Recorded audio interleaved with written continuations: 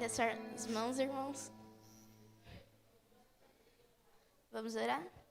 Senhor Jesus, abençoa a vida dela, Senhor. Faz com que ela pregue a Tua palavra, Senhor. Nos ajuda a entender o que o Senhor quer que nós aprendemos, Senhor. Abençoa a vida dela e dê sabedoria para ela, Senhor. Enche ela com Teu Espírito, Senhor. E abençoa. Em nome de Jesus, amém. Obrigada, Lu.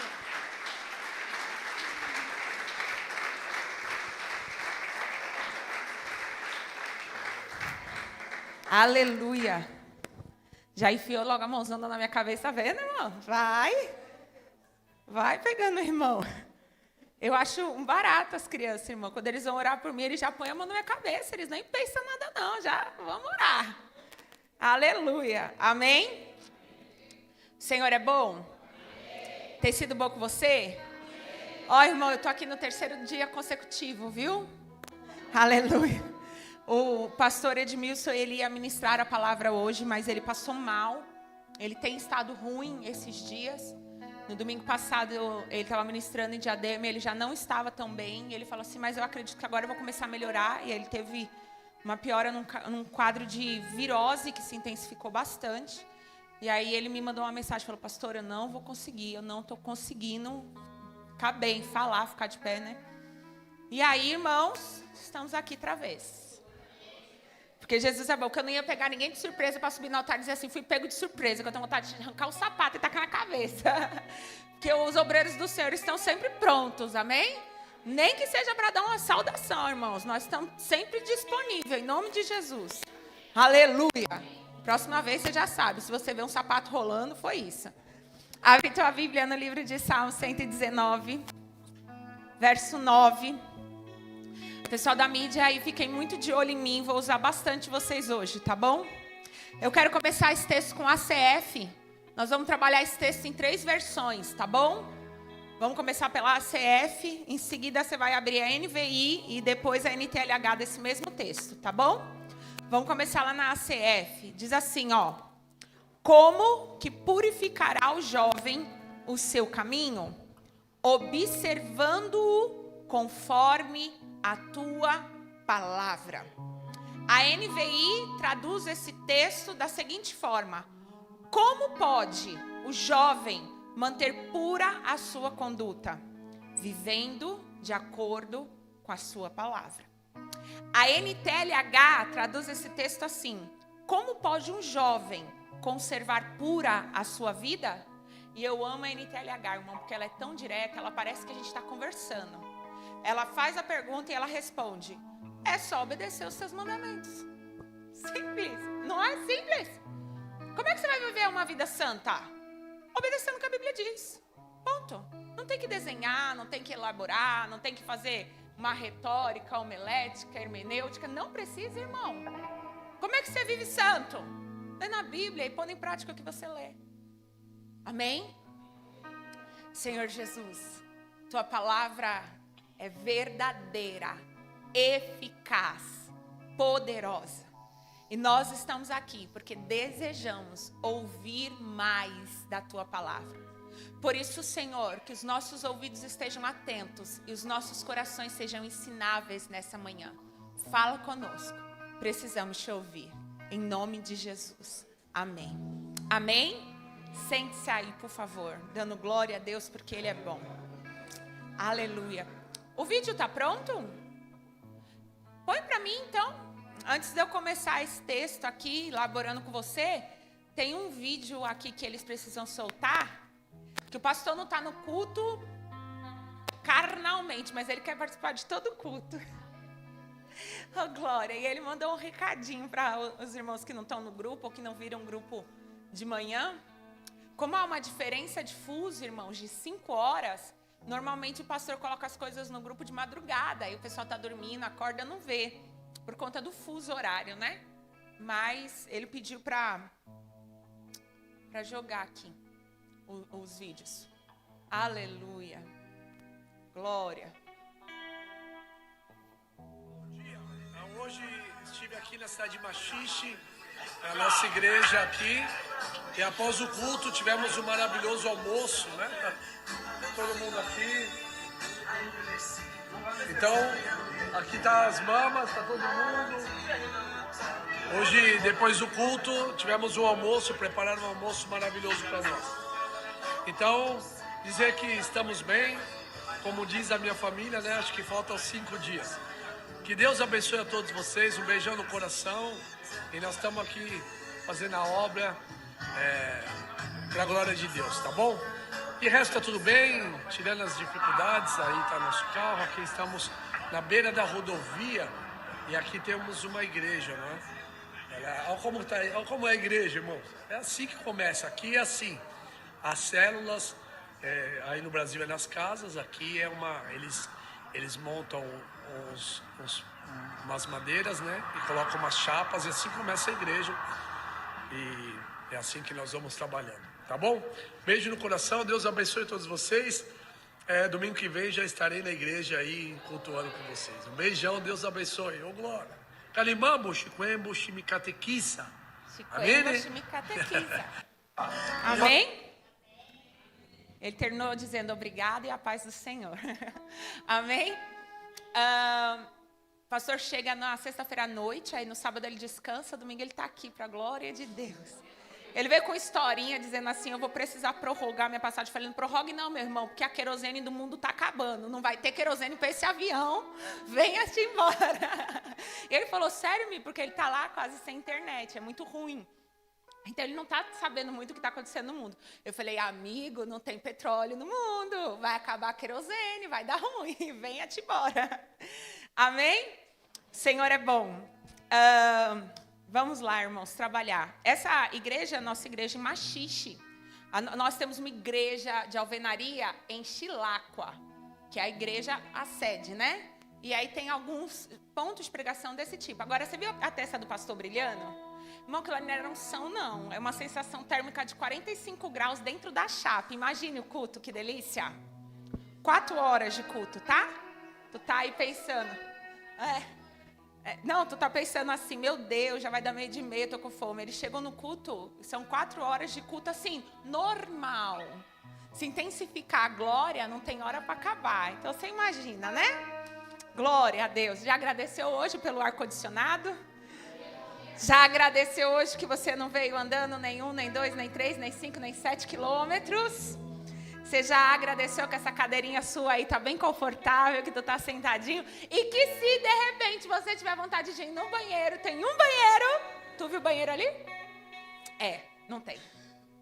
Então agradeça ao Senhor, irmãos, que nós somos privilegiados. Oh, glória.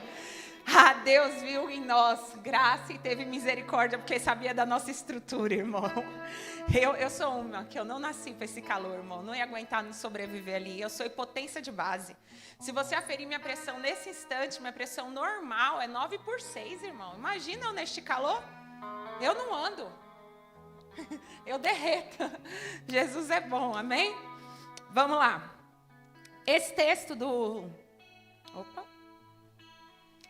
do Salmo 119, ele diz assim, que se alguém se pergunta como manter uma vida íntegra diante do Senhor, essa pessoa deve observar a sua vida de acordo com os padrões bíblicos. Então, irmãos, a métrica, o baluarte das nossas vidas é a palavra de Deus. O que a palavra de Deus diz sobre essa situação? Pastora, mas eu estou vivendo num tempo moderno. A Bíblia não tem resposta para o meu conflito. Pior que tem, querida. Tudo o que você imaginar de pergunta na tua vida tem resposta na Bíblia. Ela pode não falar, por exemplo, do cigarro. Ela pode não falar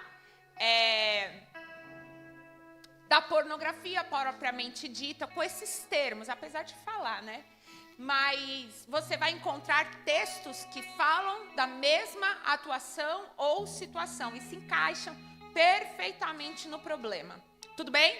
Porque talvez a nomeação do problema não esteja na Bíblia. Por exemplo, a Bíblia não fala de namoro, porque na época não tinha namoro. ela fala de um contrato de casamento que era um noivado, e nós podemos enquadrar todas as métricas de um noivado para o namoro, que tá beleza, é o mesmo grau de santidade. Então, apesar de a Bíblia não falar sobre namoro, ela fala sobre um tempo de preparação para o casamento, que é o namoro. Então, nós podemos colocar tudo lá no mesmo balaio.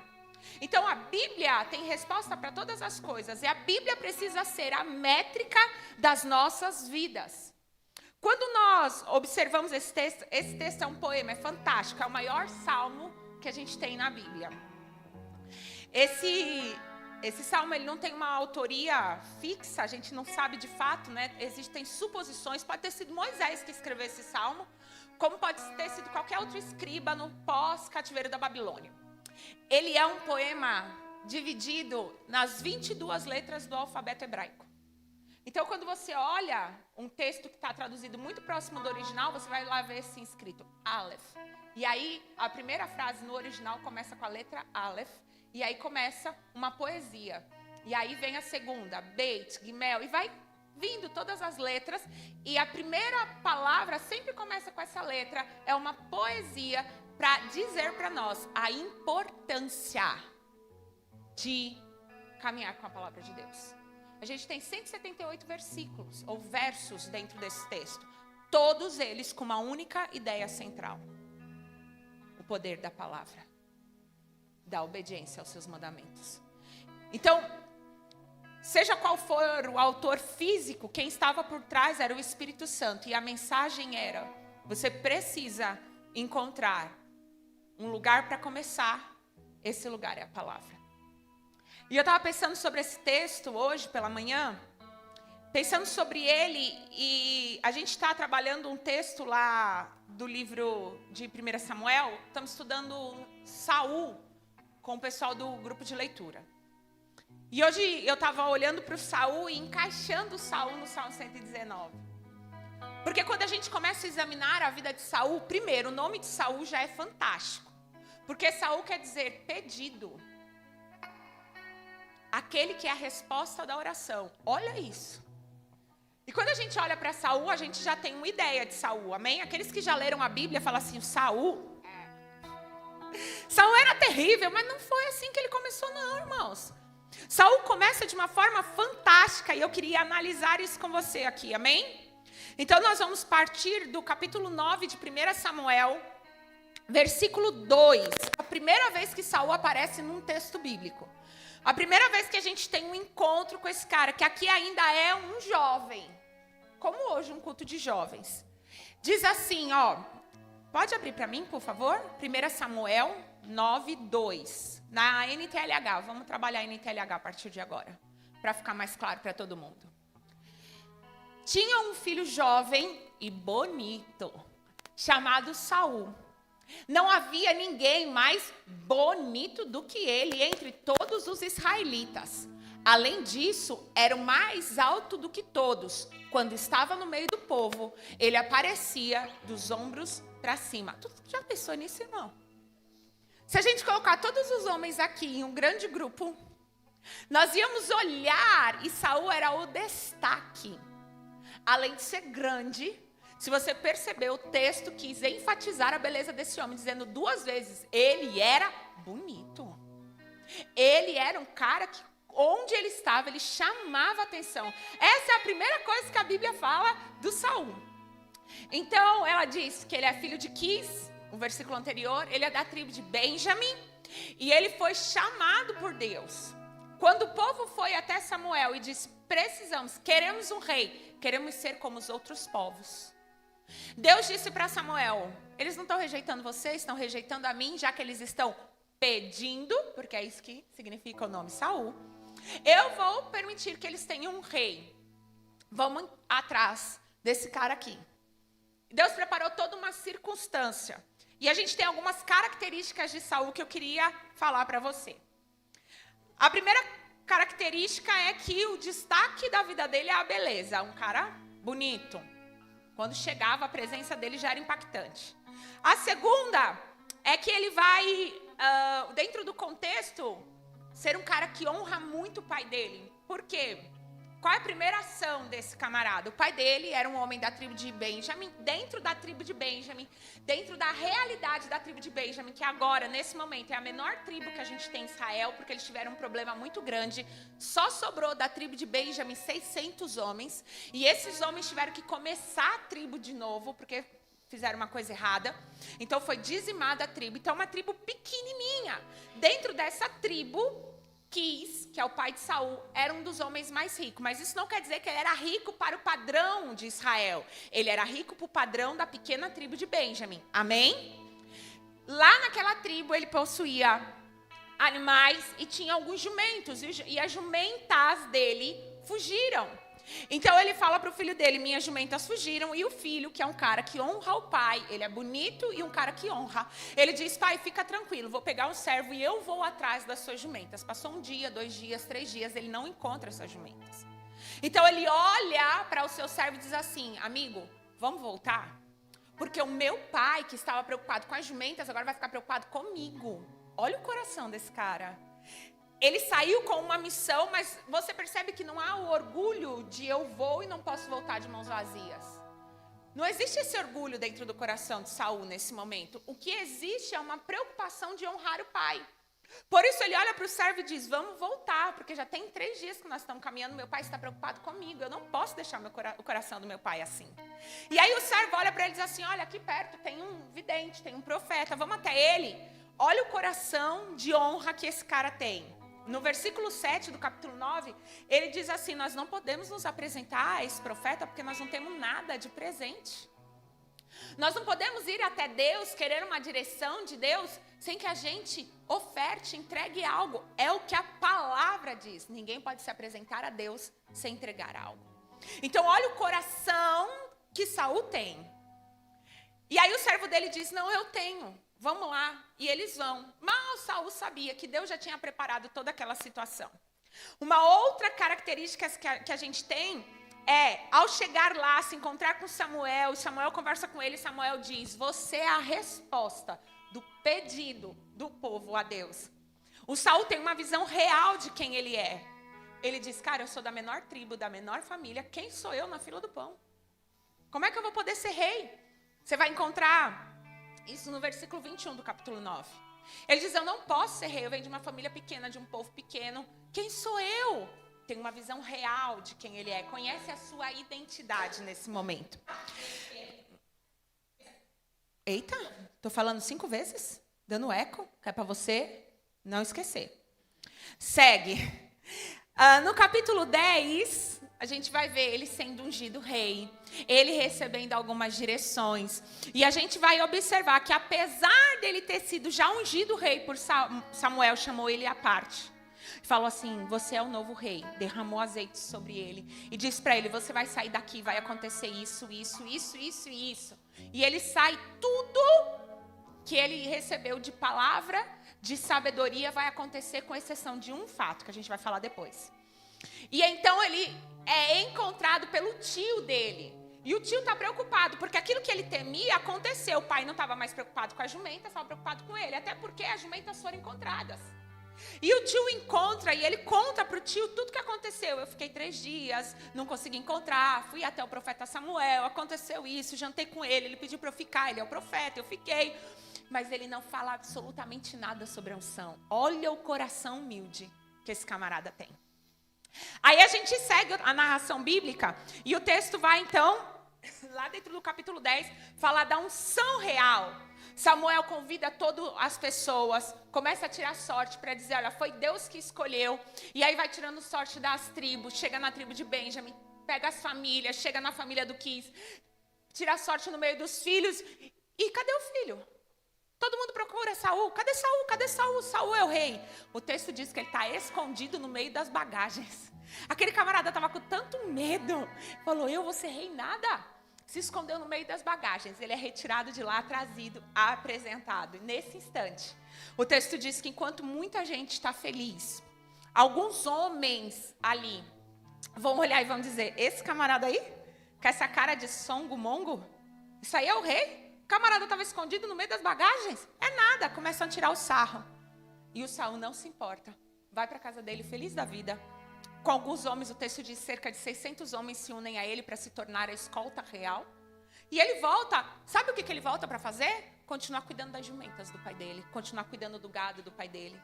E a gente olha e fala, meu Deus, que cara fantástico. Temos a primeira guerra, o rei Amonita se levanta contra o povo de Israel. Ele vai e faz uma proposta ao povo de Jabes. Ele diz assim, olha, amanhã eu vou entrar na cidade e vou conquistá-lo. Não nos mate, então tá bom, eu quero o olho direito de todos os homens da cidade. Eu vou furar todos os olhos direito para servir de exemplo para Israel. Naás diz, eu vou dominar todo Israel. Então o povo de Jabes diz, para aí que nós vamos mandar uma carta, nos dá 24 horas, nós vamos pedir socorro. Se alguém vir nos socorrer, amém. Senão você pode entrar e furar o olho direito de todos os homens. A carta chega na mão de quem? De Saul. O Saul pega 2 bois, corta em pedaços, envia a todas as tribos e diz, é uma convocação solene. Quem não vir, eu arrebento todo o gado. Olha esse homem, estava escondido no outro dia no meio das bagagens e agora ele já está ameaçando as 12 tribos. Reúnem-se a ele 300.000 homens, mais os homens da tribo de Judá. Eles estão prontos, um grande exército, vão sair e Deus dá uma grande vitória para eles. O texto diz que o exército e o povo dos amonitas são todos destruídos. E aqueles que não morreram, fugiram. Mas fugiram tão dispersos que não conseguiu fugir 2 soldados juntos. Foi uma vitória avassaladora. E volta Saul, sendo condecorado, recebido. E alguém lembra, oxe, no dia que esse cara foi apresentado, tinha uns filhos de Belial, filhos do diabo, filhos do inferno, que estavam tirando o sarro da cara dele. Vamos pegar eles agora, expor na frente de todo mundo e vamos matar. E olha o coração de Saul. Que é isso, gente? Nós tivemos uma grande vitória hoje. Hoje não é dia de matar ninguém, não. Eu perdoo, deixa pra lá. E o Saul volta, irmão. E a gente olha e diz, meu Deus, que rei extraordinário.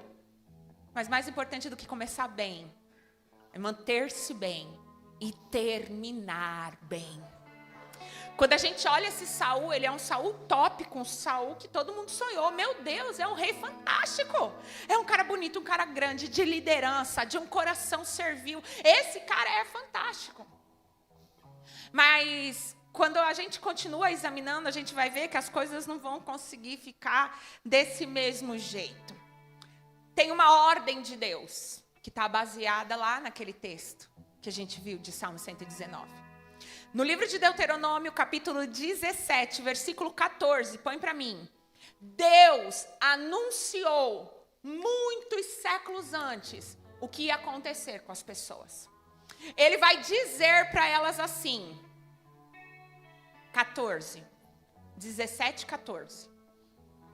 Depois que vocês entrarem na terra que o Senhor nosso Deus está dando a vocês, e tomarem posse dela, e depois que tiverem morado lá há algum tempo, vocês vão querer um rei para os governar, como os reis das nações vizinhas. Deus disse isso para o povo. Eu sei do coração de vocês. Vamos agora lá para o versículo 18.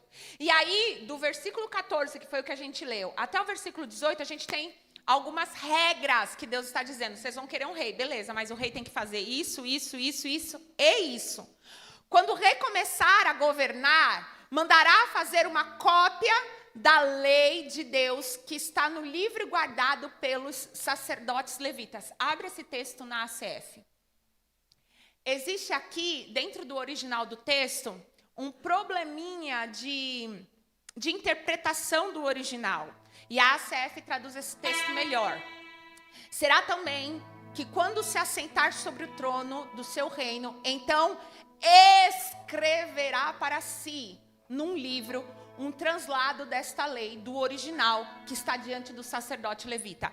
Lá na NTLH, a gente viu que ele ia mandar fazer, mas o certo, dentro do original, é que ele deveria escrever. Sabe o que ele deveria escrever? Todo o livro de Gênesis, todo o livro de Êxodo, todo o livro de Levíticos e todo o livro de Deuteronômio. Ele precisava fazer uma cópia. Se a gente pensar que só o livro de Gênesis tem 50 capítulos... Irmão, imagina quanto tempo esse camarada ia ter redigindo a história.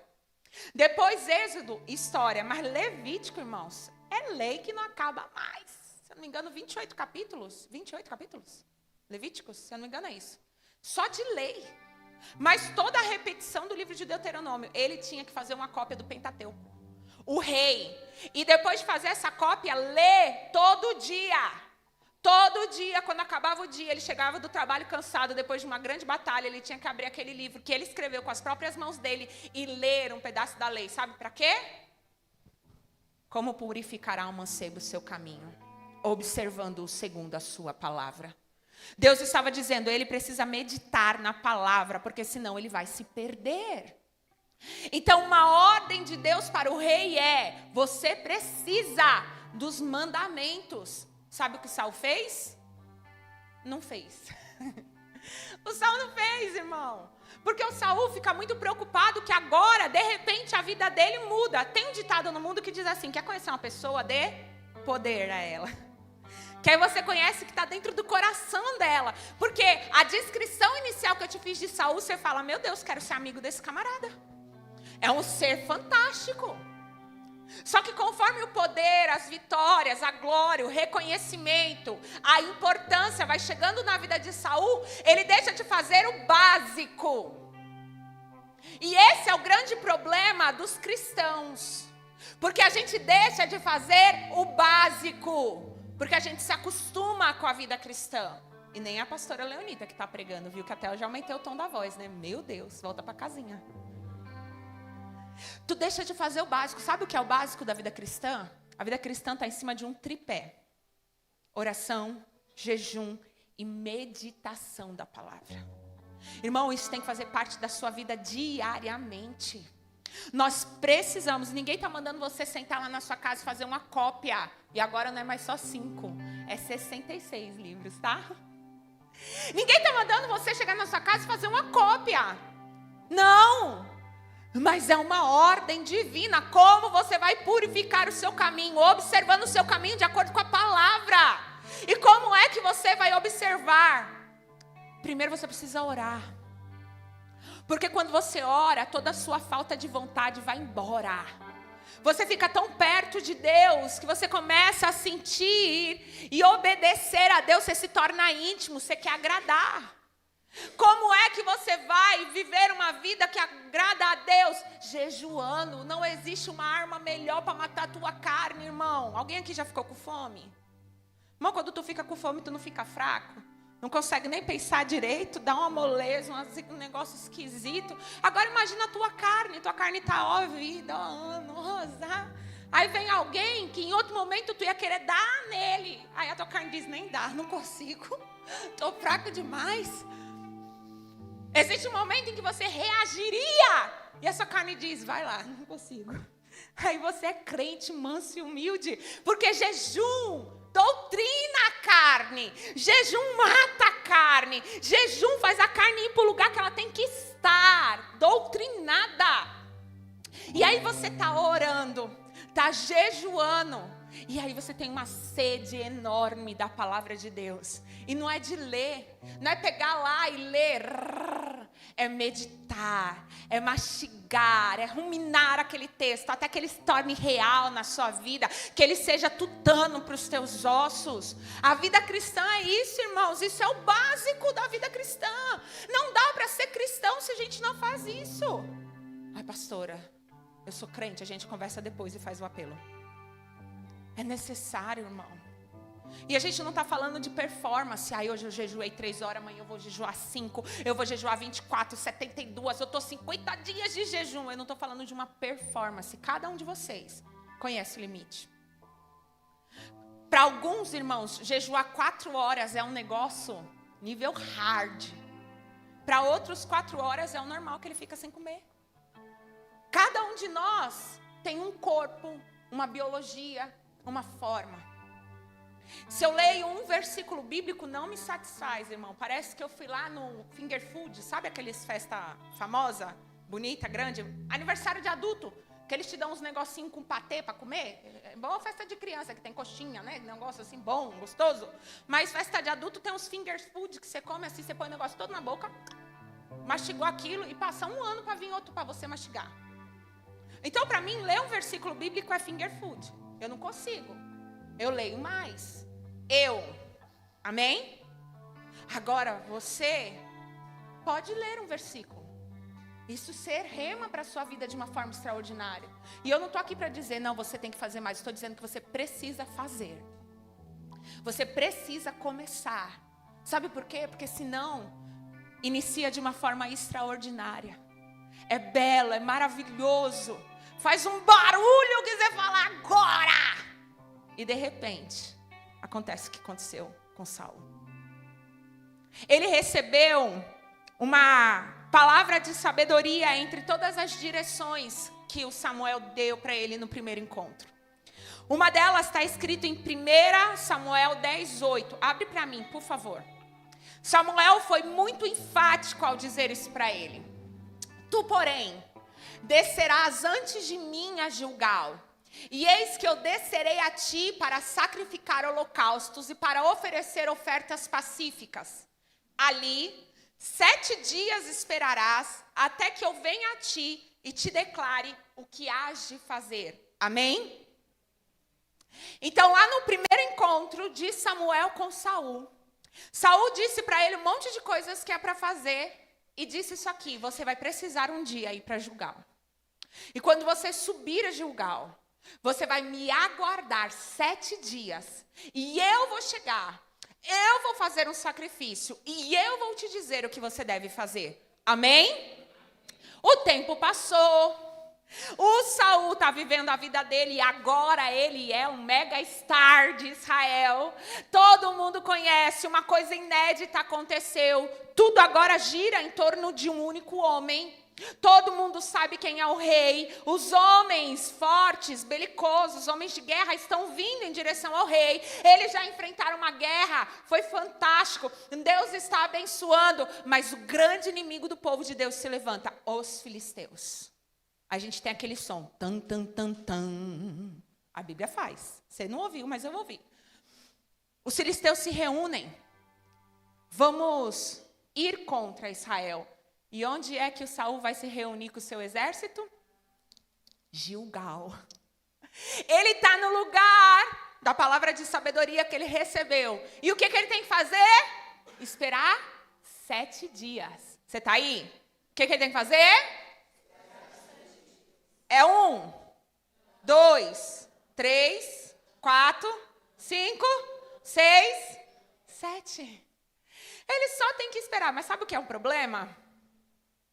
É que esperar é difícil. Sim? E sabe o que acontece durante a espera?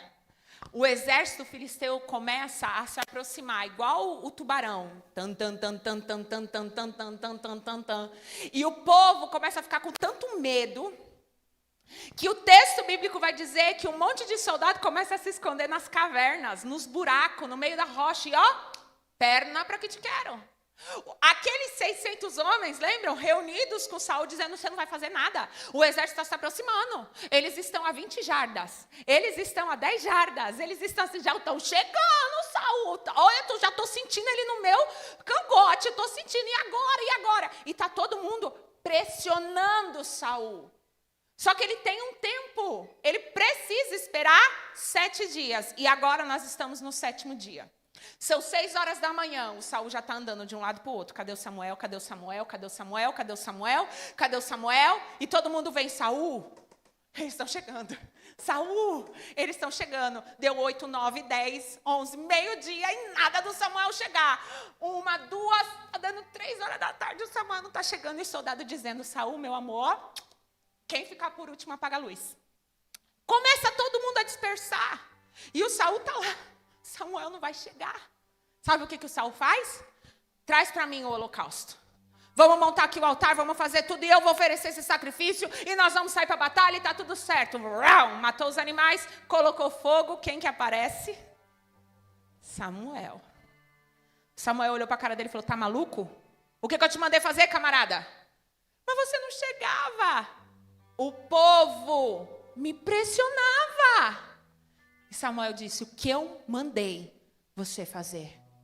Como purificará o mancebo o seu caminho, observando segundo os teus mandamentos? O que é que Deus mandou você fazer, pelo amor de Deus?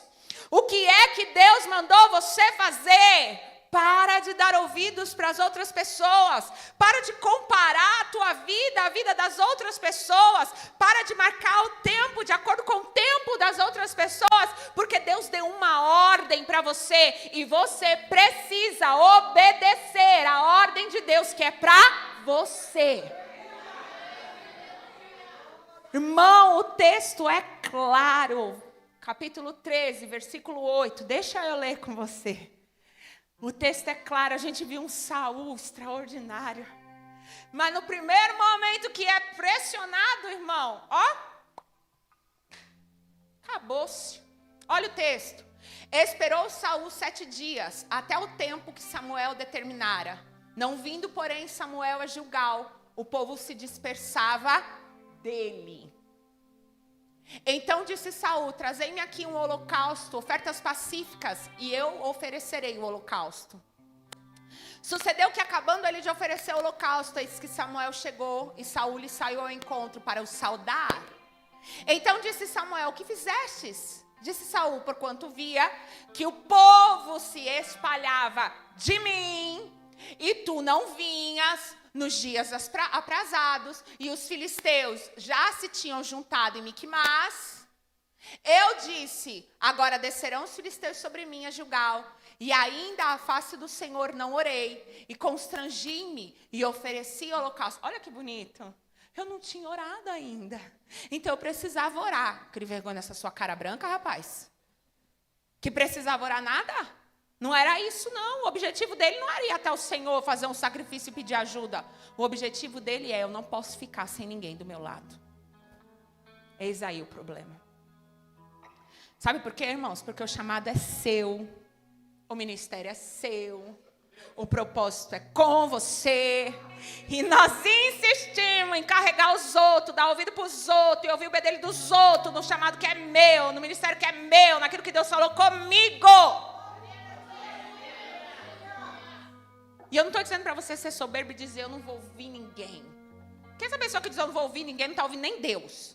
Se é soberbo entrar no teu coração, irmão, teu futuro é a queda. Acabou-se. Mas você precisa ser sábio o suficiente para qualquer voz que queira te afastar daquilo que Deus te falou, você parar de ouvir. O que Saul está dizendo para nós é que ele ouviu o povo. Ele ouviu a pressão das pessoas. Ele sucumbiu ao que os olhos dele estavam vendo. Quando havia uma direção específica de Deus. Espera, eu vou te dizer o que fazer. Lembra da ordem do livro de Deuteronômio? A ordem era escreva e leia todo dia. Se esse camarada estivesse fazendo isso, sabe o que ele ia ver lá no texto? Ele ia ver um povo diante de um mar. E Deus abrindo as águas. Ele ia ver um povo no meio do deserto com sede há dias, e Deus fazendo jorrar água da rocha, fazendo água amarga se transformar em doce. Se ele tivesse obedecido e escrito e meditado dia após dia, ele ia ver um povo que, quando os sacerdotes entram no meio do Jordão, as águas param.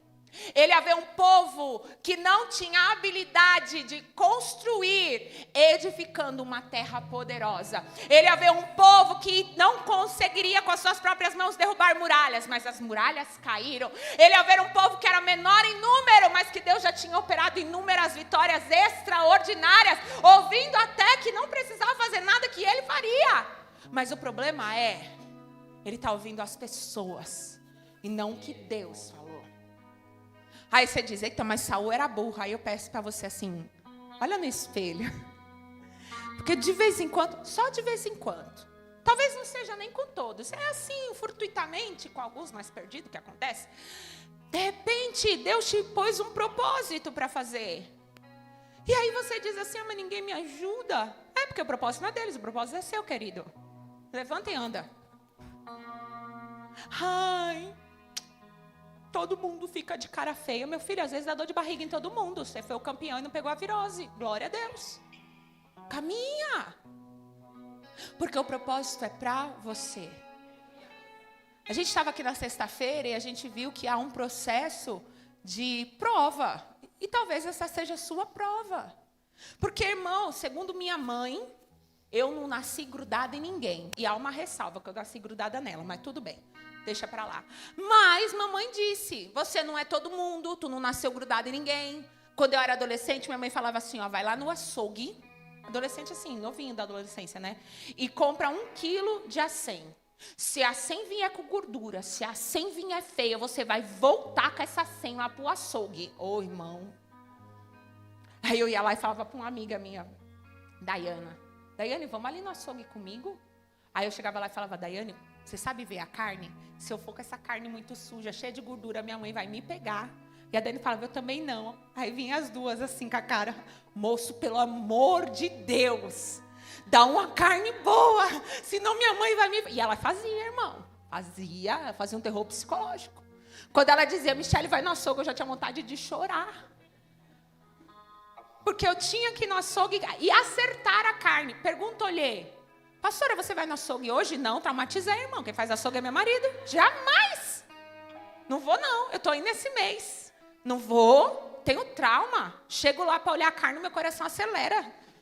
E agora o pior, eu que vou fazer. Se tiver ruim, eu que vou fazer ainda. Vou ter que arrancar toda a sujeira. Tá maluco? Mamãe dizia. Aí quando eu levava a amiga, que a amiga falava, mãe, mas a Daiane também disse, mas eu mandei você levar a Daiana. Eu mandei você ir sozinha. Era para você comprar carne, não sei o quê. E falava na minha orelha horrores. Porque o chamado era meu. A habilidade tinha que ser minha. Eu tinha que aprender. Tanto é que não aprendi. Quis fazer com os outros. Até hoje eu apanho.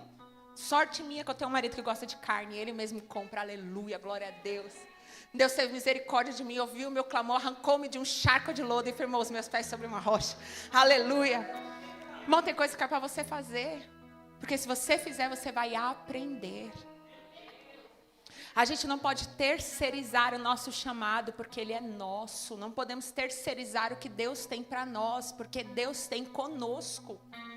Deus chamou, Saul era a resposta do pedido. Ele era a resposta daquele povo.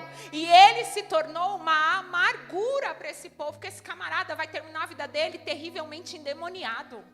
Ele vai perder toda a visão por causa disso, porque tem uma ordem, porque é necessário fazer algo. E quando você não faz, vai empipinar todo o meio de campo. Consegue entender isso?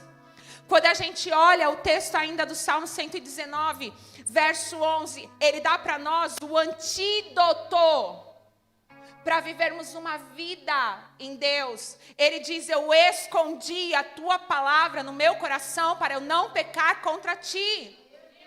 A tua palavra está dentro de mim. Todas as vezes que eu quiser fazer coisas erradas, a palavra pipoca. E ela diz, não é assim, não é por aí, não é assim que se faz. E ela me dá uma direção, ela me dá um norte. Pastora, como eu mantenho minha obediência em dia? Salmo 119, verso 15. Meditarei nos teus preceitos e terei respeito aos teus caminhos. Todos os dias eu medito e aí eu descubro, meu Deus, eu não posso fazer isso. Olha só. Olha o Paulo dizendo, Paulo vai dizer, quem se prostituía, não se prostitua mais. Quem roubava, não roube mais. Agora trabalha para conquistar o que precisa. Quem era mentiroso, não mente mais. Paulo vai dizer para nós, você era, deixou de ser. E como é que eu deixo de ser? Diariamente, meditando nos preceitos do Senhor. Irmão, tu vem no culto uma vez por semana. Poucos aqui vêm nos 2 cultos. Só que nós temos 7 dias. 2 cultos não vão ser suficiente. Tu come só 2 dias por semana? Levanta a mão aí, quem faz esse feito. Ninguém. Oh, mas tu quer viver de 2 dias da pregação. Amado, sinto muito lhe dizer, não vai rolar. Meditarei todos os dias nos teus preceitos. Senão você não vive, irmãos. A palavra é como comida para nós. Se a gente continua caminhando no texto, ele vai dizer para nós assim, ó, quando você estiver em dúvida, no meio da escuridão, perguntando, Senhor, o propósito é meu, é um propósito coletivo, o que eu tenho que fazer? 105, verso 105 do Salmo 119. Lâmpada para os meus pés é a tua palavra, luz para o meu caminho. Sabe o que o texto bíblico está dizendo? Você nunca vai estar perdido. Você nunca vai olhar e vai dizer, eita, e agora? Por onde que eu vou? Pela direita, pela esquerda, vou para frente, vou para trás, vou para onde? Lâmpada para os meus pés é a tua palavra. Se você medita nos preceitos do Senhor dia e noite, enquanto você caminha, o caminho está sendo iluminado para você. Tu não fica perdido, não vai enfiar os pés pelas mãos, vai errar se quiser, porque tem uns que vê o outdoor do Eterno com a seta em neon, marcando, ele diz, mas pode ser que aqui seja melhor, aí vai dar ruim. Mas se você caminhar por onde os mandamentos do Senhor estão te indicando, irmão, você não vai perder tempo. Alguém aqui já seguiu o GPS e o GPS começou a dar volta? Alguém aqui? Todo mundo que dirige já passou por isso uma vez na vida. Irmão, a palavra de Deus não é GPS. A palavra de Deus é poderosa. Ela nunca vai te deixar rodando. Ela nunca vai te deixar perdido. Ela vai sempre te levar pelo melhor caminho, pelo mais rápido, pelo mais aquele que vai te trazer melhor benefício. Não é o mais fácil, mas é o melhor. Vai dar certo no final. Você não vai perder tempo. Se você quiser andar pelo teu caminho, vai dar ruim. Tu vai ter que voltar um monte de vezes. Vai ter lugar que não vai dar. Vai se sujar, vai se bagunçar. Nós precisamos caminhar segundo a vontade de Deus. E não importa quão novo você seja. E não é só na idade, tá bom? Não importa se você chegou na igreja agora. Tem gente que chega na igreja e você olha para ele, ele faz assim, ó. Aí você fala, oxe, o que aconteceu com o irmão? Começa a deslanchar, você fala, meu Deus, o que é isso? Bíblia, 1 Timóteo 4,12. Não deixe que ninguém despreze você porque você é jovem, porque você é novo, porque você chegou agora. Mas para os que creem, seja um exemplo na maneira de falar, de agir, no amor, na pureza. Enquanto você está me aguardando, Timóteo, leia a palavra em público, pregue o evangelho, ensine. Dedique sua vida a isso, irmão. Não se importa que você chegou agora, não se importa que você é novinho, que você ainda é uma criança. Eu amei uma frase que a Jo disse aqui há umas 2 sextas-feiras. Eu escrevi, guardei, achei fantástico. Ela estava falando de Jeremias, enquanto ela tinha uma oportunidade, ela disse, o mesmo homem que disse, eu sou uma criança, foi o homem que lá na frente estava dizendo, assim diz o Senhor. Porque nós não sabemos o que Deus vai fazer. Nós precisamos caminhar com Deus e deixar Deus fazer. Porque se a gente olhasse da perspectiva do Jeremias, era impossível que ele fosse a voz de Deus. Mas quando Deus responde, ele diz, desde o ventre, eu estou te preparando para ser um arauto, uma voz, um atalaia. Deus tem um projeto para nós que não começou no dia em que você nasceu. O projeto está estabelecido desde a fundação do mundo. Deus tem algo para nossas vidas, pessoal, que está feito desde a eternidade. Você escolhe se você vai viver por isso. Colossenses 3, do 1 ao 3, vai dizer, vocês foram ressuscitados com Cristo. Portanto, ponham o seu interesse nas coisas que são do céu. Onde Cristo está assentado ao lado direito de Deus. Pense nas coisas do alto e não das que estão aqui na terra. Porque vocês já morreram. E a vida de vocês está escondida com Cristo, que está unido com Deus. Cristo é a verdadeira vida de vocês. E quando Ele aparecer, vocês aparecerão com Ele e tomarão parte da sua glória. Agora tu imagina Jesus? Irmão, Jesus veio do céu. E Jesus orava, jejuava e lia a palavra. Jesus, que era a própria palavra. Se você chegasse e perguntasse assim para Jesus, ô Jesus, o que aconteceu com Jacó? Da saída dele até a chegada dele em Arão, porque ele sai, no meio do caminho ele tem só uma pedra e um azeite, e chega na casa do tio com a mão na frente e outra atrás. Quando o servo do Abraão saiu de lá com camelo, jumento, um monte de riqueza, por que ele saiu? Se ele não saiu fugido, os pais dele o enviaram. É uma pergunta que eu tenho. Se eu lembrar quando eu chegar no céu, eu vou perguntar para Jesus. Depois de uns 500 anos, talvez eu me lembre. A princípio, provavelmente não. Mas eu tenho essa dúvida. Jesus sabia. Jesus estava lá. Mas esse mesmo Jesus que sabia de todos os detalhes, de todas as coisas, ia na sinagoga para ler a palavra. Reunia-se com seus discípulos para falar da palavra. Este mesmo Jesus, ele dispensava os discípulos e subia para o monte para orar. Esse mesmo Jesus jejuava. Você consegue entender isso? Se o Cristo, que era a manifestação visível de Deus aqui na terra, que detinha todo o poder, glória e majestade, fazia isso, imagina nós, irmão. O que a gente tem que fazer? Por isso o texto vai dizer isso. Versículo 10 do Salmo 119 diz: com todo o meu coração te busquei, não me deixes desviar dos teus mandamentos. Busca ao Senhor. Medite na palavra do Senhor. Não queira apenas começar, queira terminar bem. Queira ter uma vida que glorifique ao Senhor. Irmão, também não adianta você começar bem, no meio do caminho você pisar em todos os caquis da lavoura e aí no final se arrepende e vai para o céu. Perdeu a vida. Você consegue entender? Que Jesus tem um propósito para cada segundo do teu dia. Jesus tem um propósito para todos os dias. Agora imagina se todo dia, quando a gente fosse deitar, terminada de fazer a nossa oração, a gente se perguntasse: Deus, será que hoje eu cumpri na íntegra o propósito do Senhor para esse dia? Será que a gente perguntaria? Como que a gente ia dormir? Feliz ou preocupado, pensando amanhã eu vou fazer dobrado? Comece bem. Viva bem. Termine bem. Como? Medite na lei do Senhor. Medite na lei do Senhor. Viva como um cristão deve viver. Você vai ter dias ruins? Sim. Vai haver tempestades? Sim. Vai ter dia que você vai pensar que seu barco está indo a náufrago? Sim.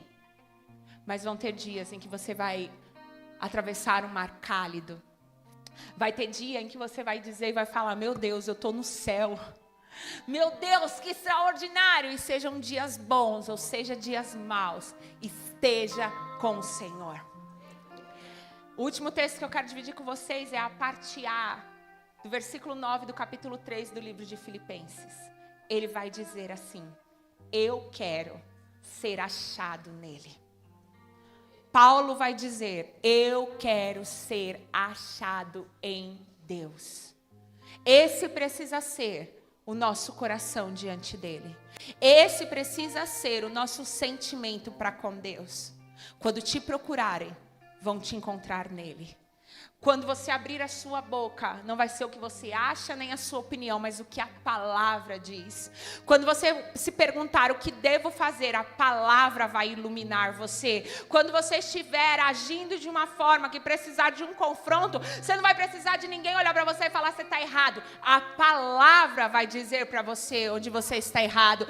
Todos os dias da sua vida, medite, creia, viva. Porque nós não somos Saús. Amém? Nós não vamos nos perder no meio do caminho. Nós vamos obedecer ao Senhor. Nós vamos viver uma vida que agrada a Ele. Amém? Deus abençoe você em nome de Jesus. Pode levantar para a gente orar?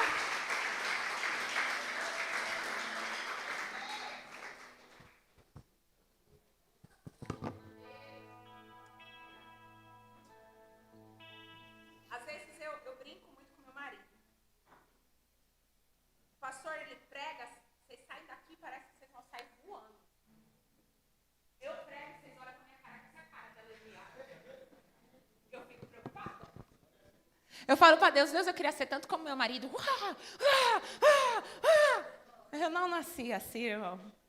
Vai dar certo. Vamos orar?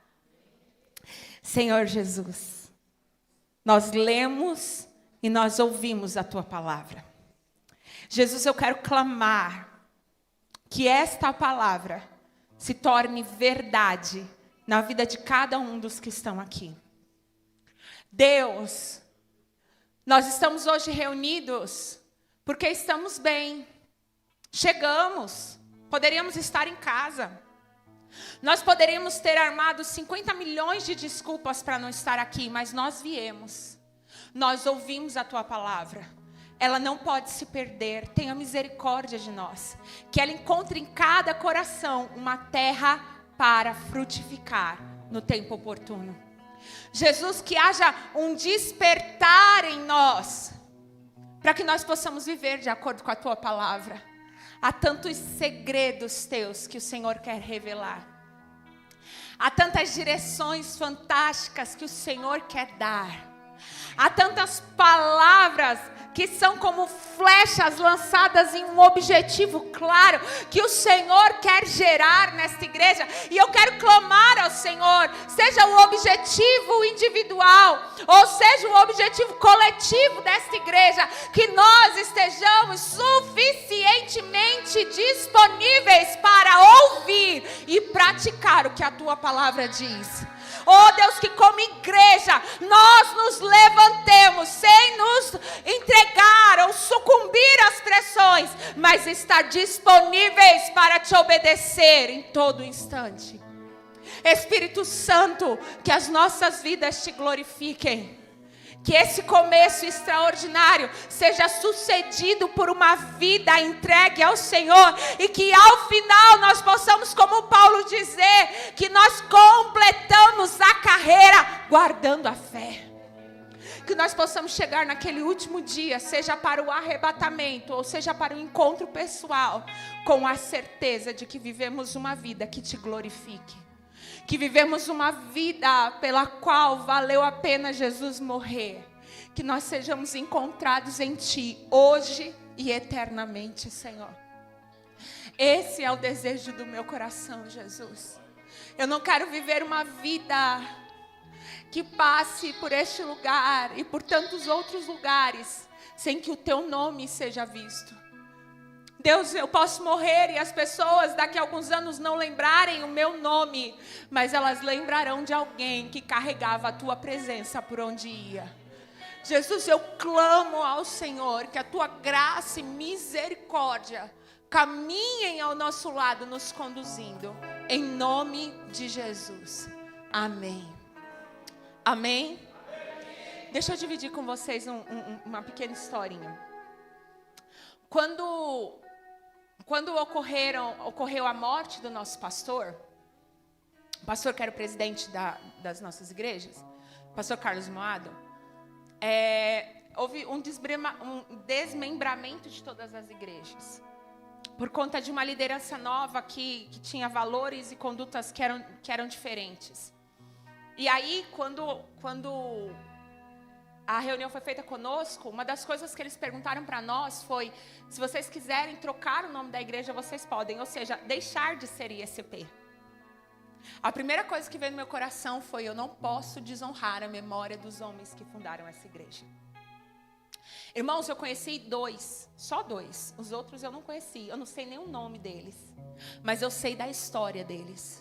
Eu sei que eles eram homens de Deus, que não negociaram o chamado. Alguns até pedreiro, que trabalhavam 3 dias jejuando para fundar esta igreja. Eu posso não saber o nome deles, mas eu sei e carrego o legado deles. Quando eu morrer, os seus netos e bisnetos, se nós ainda estivermos aqui, talvez não lembrem do meu nome, mas eles vão saber que existiam homens e mulheres nesta igreja que amavam ao Senhor. E eles vão carregar esse legado por gerações. Isso é ser achado nele. É quando não importa se saberão o meu nome, mas vão conhecer o Deus que eu vivi a minha vida para pregar. É sobre isso que é uma vida cristã. Uma vida cristã não é fazer o meu nome. Uma vida cristã é propagar o nome dele. Uma vida cristã não é sobre quem eu sou, é sobre quem ele é. E a gente só vai viver esta vida se a gente viver de acordo com a palavra do Senhor. Amém? Deus te abençoe poderosamente, em nome de Jesus.